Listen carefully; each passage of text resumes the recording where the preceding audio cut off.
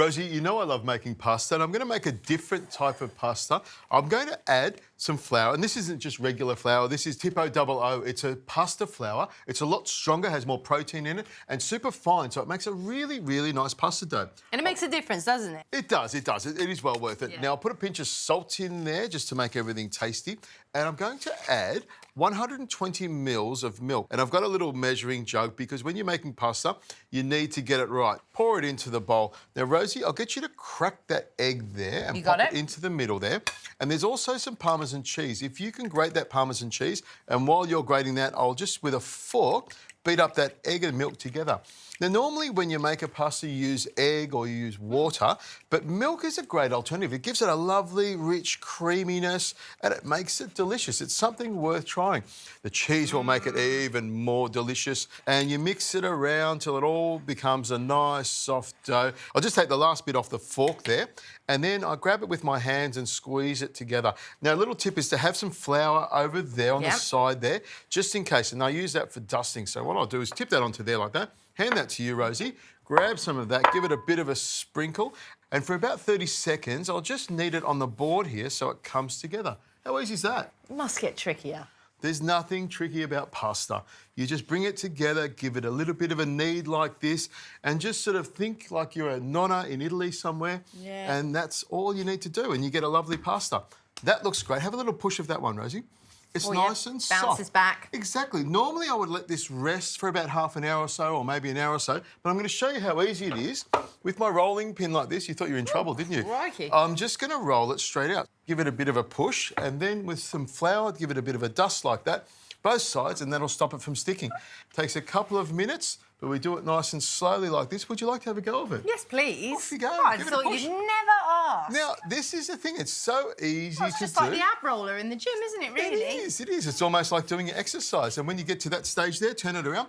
Try not to get me in the belly with the rolling pin. That's not something I do. That was why I asked to use it. And I'll come around this side here and grab the flour as you roll it up. I'll dust it with a bit of flour on this side, and I'll come around this side, Rosie, dust it with flour on there like that. And I might go and have a cup of tea. What do you think? No, I think you need to stay here.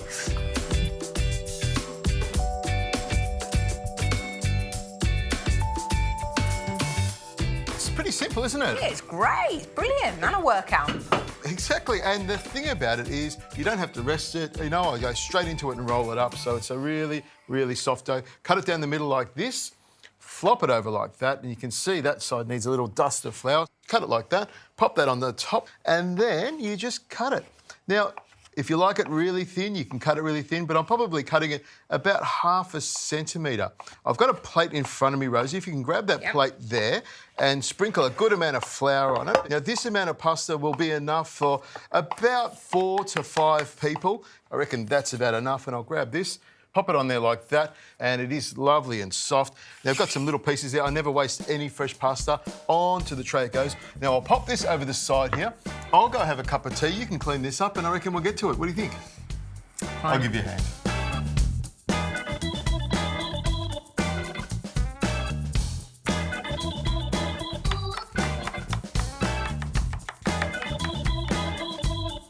Rosie, I've got my onions sliced nice and thin. I've got some chilli and some garlic there. And have a look at that seafood. It takes you to the Amalfi coast. Like I've just dived down into the sea and dragged it all out and cleaned it all up. Did you? Well, sort of. Kilda? Something like that. Well, we'll just go along with that for the moment. Now, the garlic I'll just slice nice and thin. And this is chilli, Thai chilli, really hot and tasty because I want something really spicy. I want to sweat with this one. Now, my pan's nice and hot and you're cutting those Roma tomatoes in half. If you can also zest a little bit of that lemon for me and cut it in half so I can squeeze it on top. And the parsley, you can rip into that and chop it up as well. Pan here, really, really hot. This is going to happen fairly quickly. I'll turn that up nice and I'll put heaps of extra virgin olive oil in there. The more the better because it becomes part of the sauce and makes it delicious and tasty. In goes the onions. Hear that sizzle, Rosie? Oh, yeah, I hear it. Oh, that's what we want to hear. Chilli and garlic goes in there as well. And then with a wooden spoon, I'll just stir it all around so it all comes together. Oh, my goodness, I'm just salivating. I'm drooling or dribbling, as you like to say. Yeah, dribbling. And some salt goes in there, a nice big pinch of salt. And, Rosie, have you got the peppermill over there? Because I might put some peppermill. Why not? We'll just stand here and just cook this nice and slowly and just keep adding ingredients as we go. But you can see there's a fair bit of heat under this pan, and it is happening quite quickly. And when you are cooking seafood, you want quite a bit of heat in there. So there we go, a little bit of a toss like that, 1, 2, 3, and that's coming together beautifully. It's ready for the seafood and the basil and the tomato. Slide them over. I'll just pick some of those ones off there. The basil I love putting in straight away because that sort of melts into it, and the tomato will just sort of soften up and become part of the sauce as well. So in that goes, and the seafood, look at that. Beautiful mussels, and I've had the beards taken off them. A few prawns around the outside there. I love prawns, they make it so delicious. And some of these pippies or vongole, we like to call them. My grandmother used to get my brother and I to hunt for these vongoles by the beach. We'd pull them out of the sand, can't do it anymore, and we would take it home and she would cook it up with onion and garlic and some white wine, put some pasta in there, a delicious, delicious pasta dish. Okay, Rosie, this pan holds a lot of heat, so the seafood's cooking really quickly. You don't want to overcook the seafood and you don't want to overcook the pasta. Really, really important. So I'll take the lid off. If you can pass me that pasta. Now, I need to make sure that the water is as salty as the Mediterranean Sea, so a nice amount of salt goes in there. I'm only going to put about half of this pasta, which will be enough for the amount of seafood I've got. In that last piece goes over there, and then with my spoon, I'll just stir that around. About a minute or so, the water will come up to the boil, and when the pasta comes up to the top, it's almost cooked. And hopefully my seafood will be cooked as well. The mussels will be cooked, they'll pop open, the vongole will open up as well, and the prawns will be cooked just the right amount. About a minute or so, Rosie, maybe 2 minutes. This will be fantastic.